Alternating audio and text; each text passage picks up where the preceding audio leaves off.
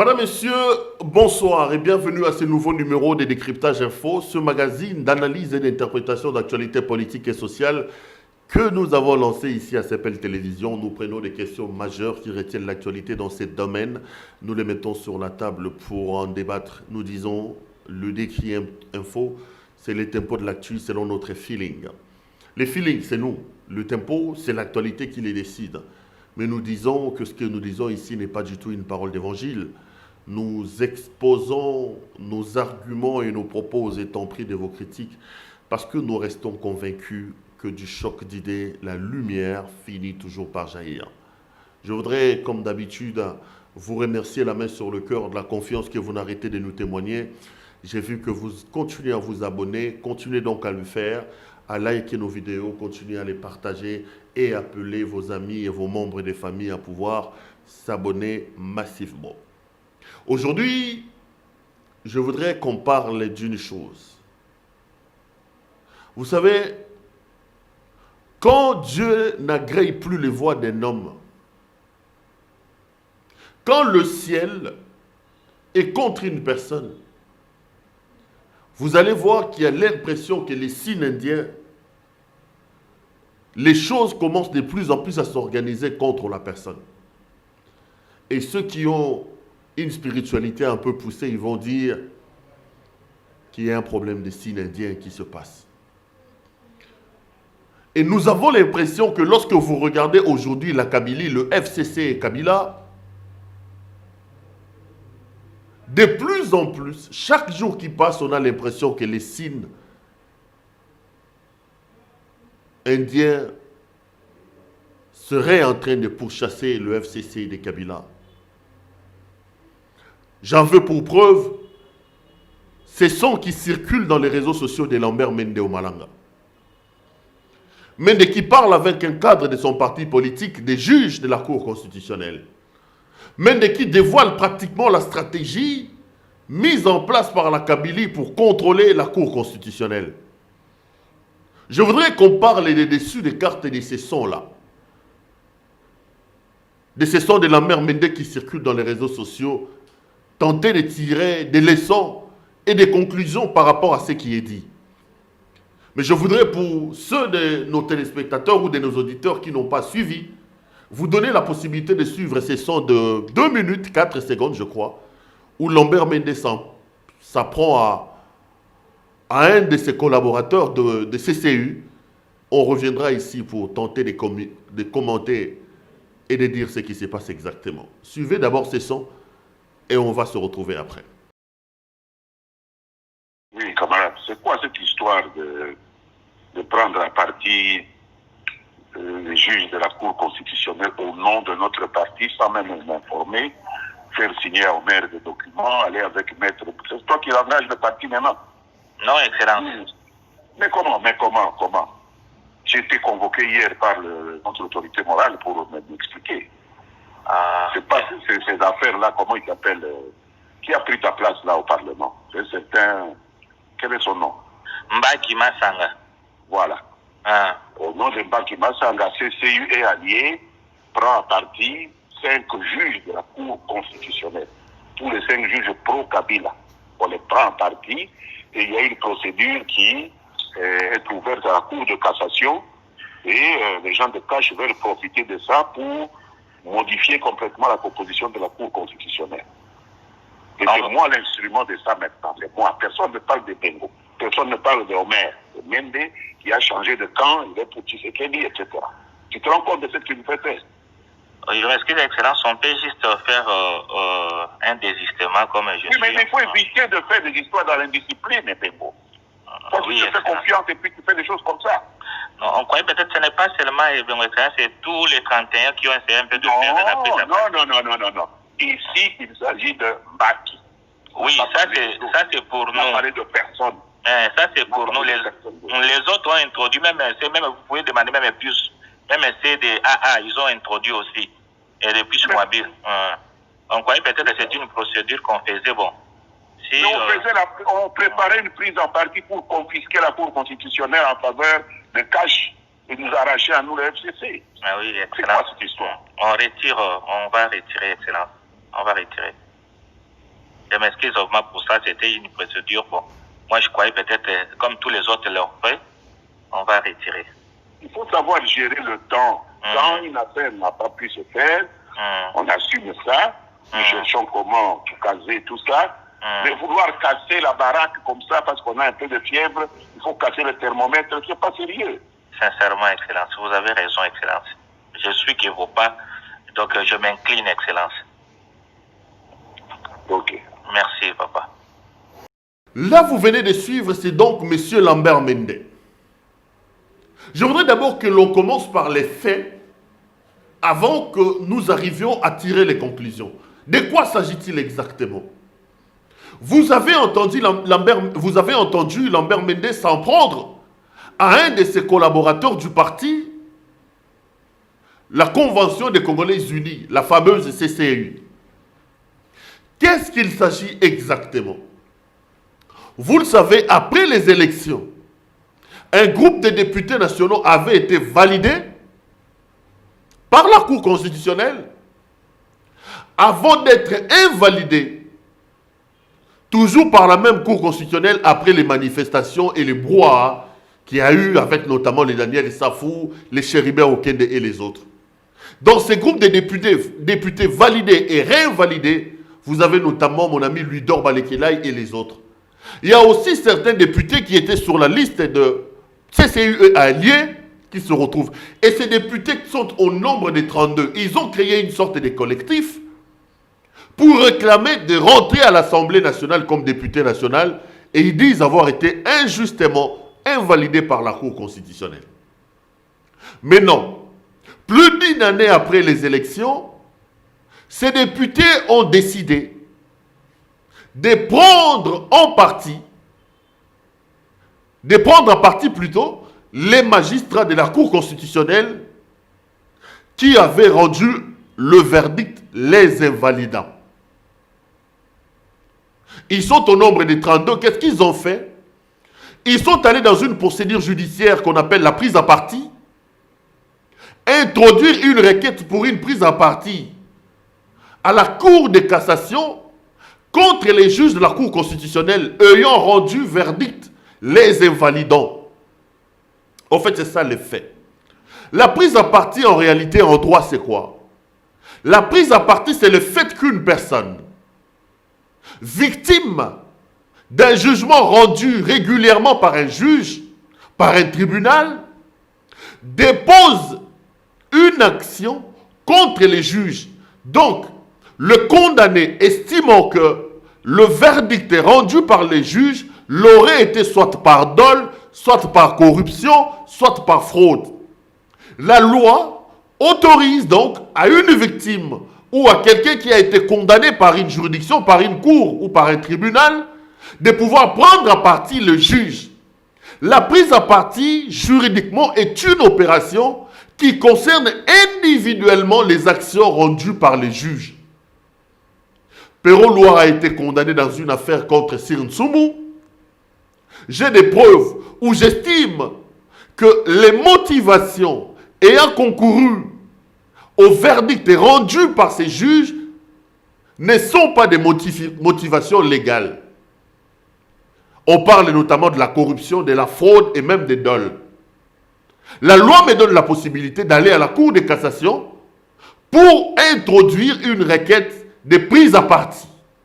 Je conteste individuellement le jugement rendu par ces juges. Alors, les 32 députés validés puis invalidés par la Cour constitutionnelle ont introduit une action à la Cour de cassation contre les magistrats ayant rendu des verdicts les invalidant lors des élections législatives de 2018. Ça, nous sommes au niveau des faits. Mais juridiquement parlant, avant de monter sur ce plateau, j'ai parlé avec les spécialistes du droit. J'extrapole avant de rentrer sur les faits. Ça va être un précédent, une première dans l'histoire judiciaire du Congo, qu'une décision rendue par la Cour constitutionnelle subisse une action de prise à partie des tierces. Parce que généralement, la plupart ou la quasi-totalité des prises à partie, des actions de prise à partie introduites par les tierces ou les personnalités au niveau de la Cour de cassation concernent les juridictions des cours et tribunaux donc, de la République démocratique du Congo. On dit que ça concerne les cours et tribunaux de l'ordre judiciaire. Or, vous le savez, que les magistrats de la Cour constitutionnelle bénéficient d'un statut particulier. Ça sera donc pour la première fois qu'une décision rendue par la Cour constitutionnelle va faire l'objet d'une prise à partie. Qu'est-ce que la Cour de cassation va dire? On ne sait pas. Et parmi les 32 députés validés puis invalidés par la Cour constitutionnelle, il y en a qui étaient candidats de la Convention des Congolais unis. Ils ont donc pris à partie les juges de la Cour constitutionnelle. Parmi ces juges, vous avez un certain Koulouki Lombo, très proche de Joseph Kabila, qui a même travaillé dans son cabinet. Alors, lorsque la prise à partie a été introduite à la Cour de cassation, selon mes informations, c'est la CCU qui a signé, le président de la Convention des Congolais unis a signé autorisant la Cour de cassation à poursuivre. Et Mende n'était pas informé selon les informations, il a été informé par l'autorité morale, d'où sa colère dans les sons que vous avez suivis. Là, je suis dans les faits. Il s'agit donc de la prise à partie, c'est ça le fait. Allons maintenant dans l'étude de ce que Mende dit. Les amis, le son de la mère Mende met tout simplement à nu un conflit, une volonté affichée de Joseph Kabila de pouvoir contrôler la justice de la République démocratique du Congo, notamment la Cour constitutionnelle. Vous savez que le départ de Luamba, le président de la Cour constitutionnelle, est entaché de beaucoup de rumeurs. On dit que Luamba est allé voir le président de la République pour lui dire « Excellence, monsieur le président, j'ai 75 ans aujourd'hui, j'ai fait beaucoup de mal à ce pays. » Je ne confirme pas, je dis bien on dit. Luamba serait parti voir le président de la République, je préfère utiliser les conditionnels, pour dire au président de la République, monsieur le président, il y a un coup qu'on est en train de montrer contre toi au niveau du FCC. Voilà la situation. On va faire ça, on va faire ça. Et selon toute vraisemblance, il y aurait eu un coup fourbi contre Félix Antoine Tshisekedi par le FCC de Joseph Kabila. Donc, paf, comme ils ont la majorité à l'Assemblée et au Sénat, ils vont mettre en accusation le président de la République. Et vous le savez, qu'en matière pénale, le juge naturel du président de la République, c'est la Cour constitutionnelle, le président et le Premier ministre sont jugés devant la Cour constitutionnelle. Comme Kabila avait la main sur la Cour constitutionnelle, le procureur, près de la Cour constitutionnelle, allait ouvrir un dossier contre monsieur le président de la République et Félix Antoine Tshisekedi allait être mis en accusation. Au Cour constitutionnelle, mis en accusation. Du coup, le président allait se retrouver dans des salles draps juridiquement.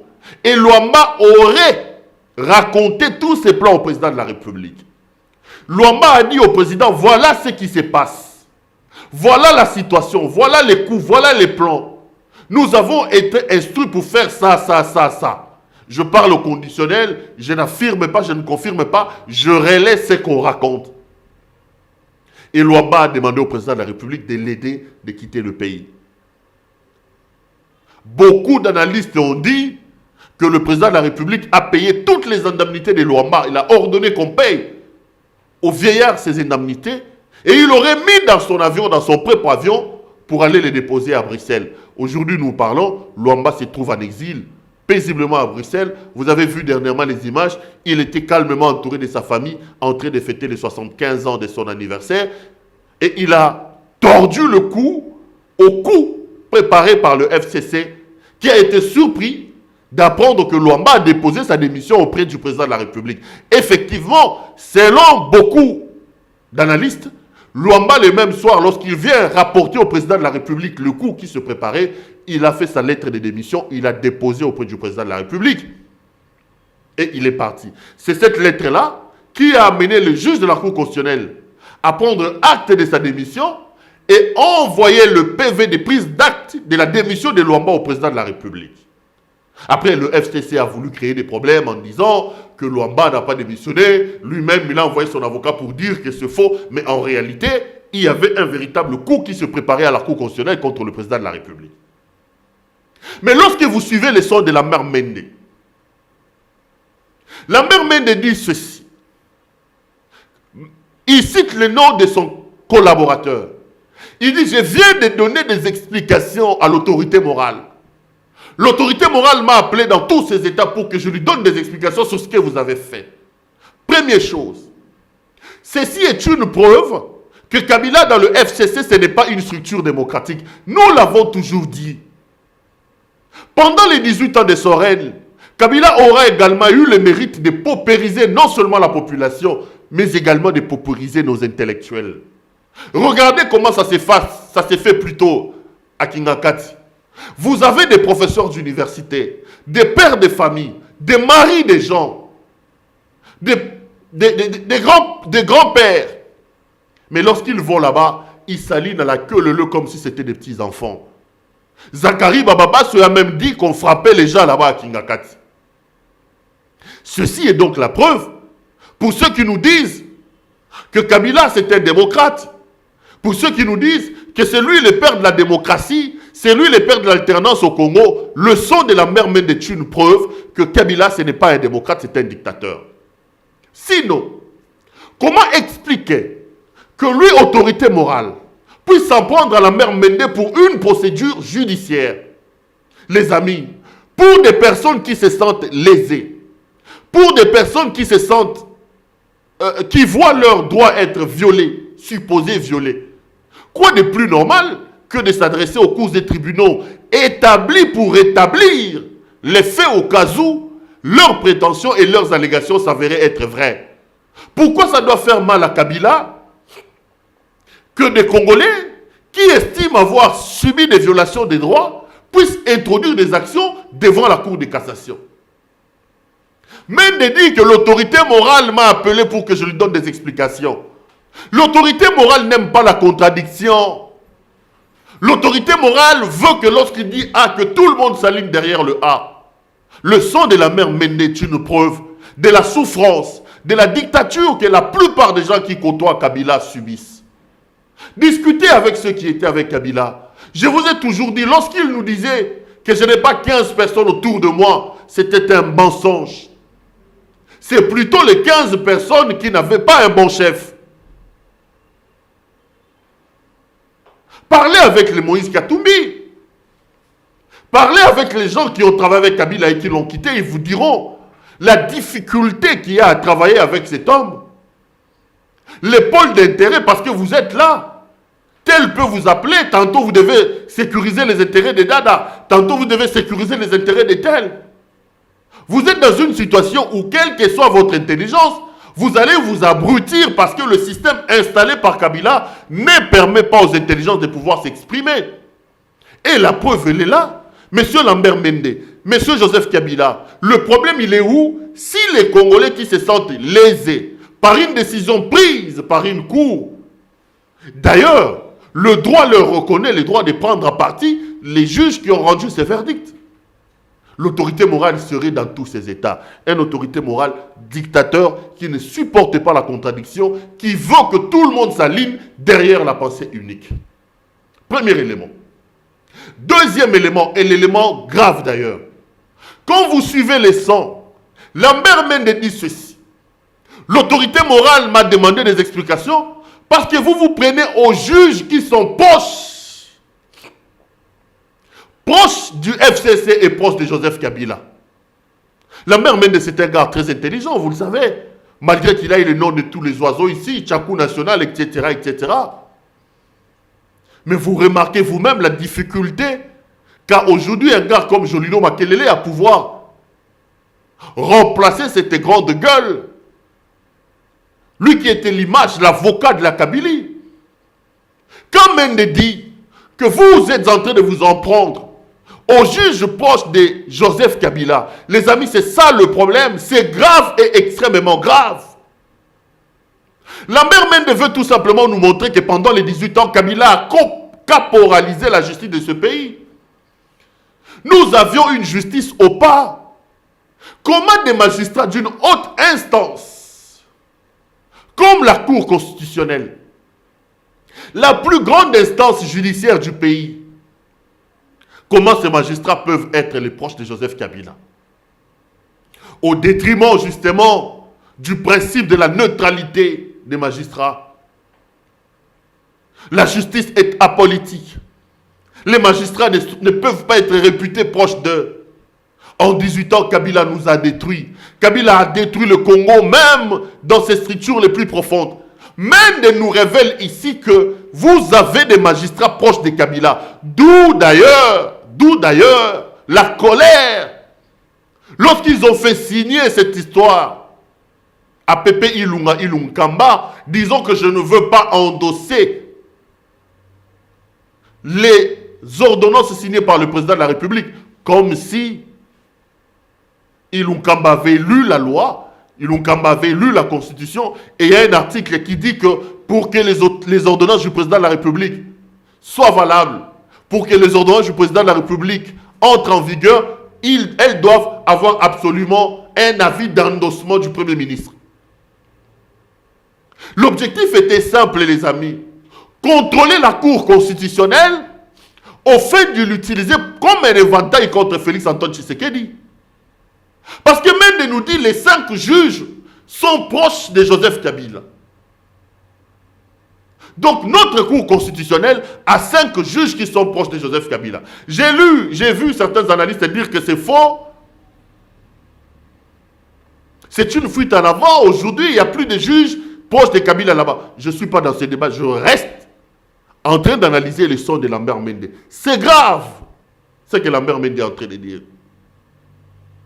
Le FCC a fait le tabac ici lors des ordonnances présidentielles nommant les nouveaux magistrats. Ils ont même instrumentalisé Ubundu et Kilombo. Ubundu et Kilombo qui étaient à la Cour constitutionnelle, ils ont été nommés par le président de la République à la Cour de cassation. Ils ont récupéré leur toge. Ils ont récupéré l'argent. Ils ont fait des simulations pour prêter serment. Ils ont même pris possession de leur bureau. Ubundu aurait même négocié qu'un de ses enfants soit retenu par son remplaçant. Mais lorsque Kingankatsi a donné des ordres, ces hauts magistrats ont oublié qu'ils étaient magistrats et qu'à ce titre-là, ils étaient apolitiques. Ils nous ont pondu une lettre abracadabrantesque et ils ont refusé de prêter serment devant le président de la République. J'ai dit ici au président de la République, Monsieur le Président, ce sont de rebelles. Ces gens se sont rebellés contre l'institution président de la République, contre la République démocratique du Congo. Ils doivent être virés. J'ai dit au président qu'il faut faire à Ubulu et à Kilombo ce que vous avez fait à Tundayaka Sende lorsqu'il a dit comment arrêter, j'ai appelé Yemei. Donc, l'objectif était celui-ci, contrôler, avoir une main mise sur la Cour constitutionnelle. Rappelez-vous de la mésaventure d'Alexis Thambwe Mwamba. Lorsqu'il est venu nous dire qu'il faut absolument appeler un congrès pour que le président de la République lance l'état d'urgence. Et tout le monde sait après qu'un coup était en train de se préparer. Au terme de ces congrès, le FCC voulait créer un problème pour mettre en accusation les chefs de l'État. N'oubliez pas les menaces de Janine Mabunda, présidente de l'Assemblée nationale.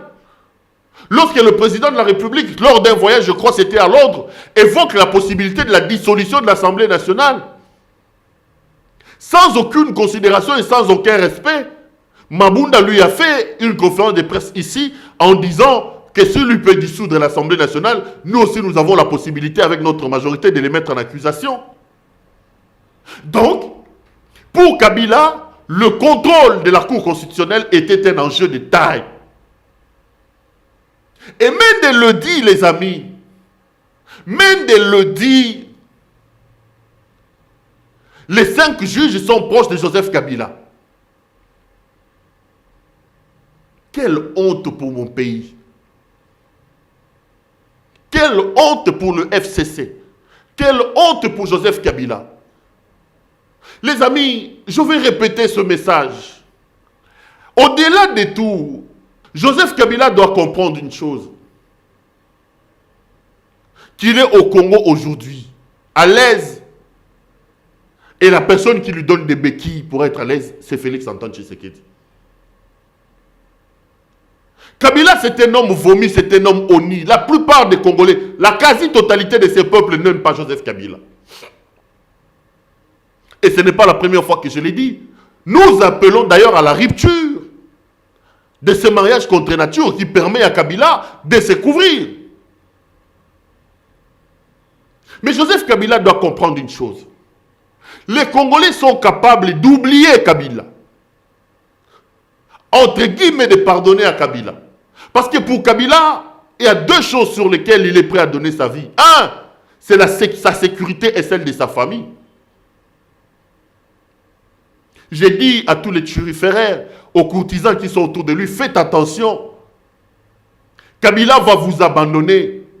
Kabila n'est pas prêt aujourd'hui à mourir pour ses lieutenants. Le problème de Kabila, c'est sa sécurité et celle de sa famille. Les preuves sont là. C'est lui qui a dit Yemei, Nabengi Yemei. Lorsque la vague est arrivée, Yemei ne l'a pas défendu et aujourd'hui, Tundayaka Sende n'est pas au gouvernement. Regardez justement cette affaire. Vous savez que dans l'affaire Daryl Lewis, cet Américain qui a été arrêté, présenté ici par Alexis Thambwe Mwamba, gardé dans les geôles de l'ANR de Kalev, il a porté plainte contre Alexis Thambwe Mwamba et contre Kalev.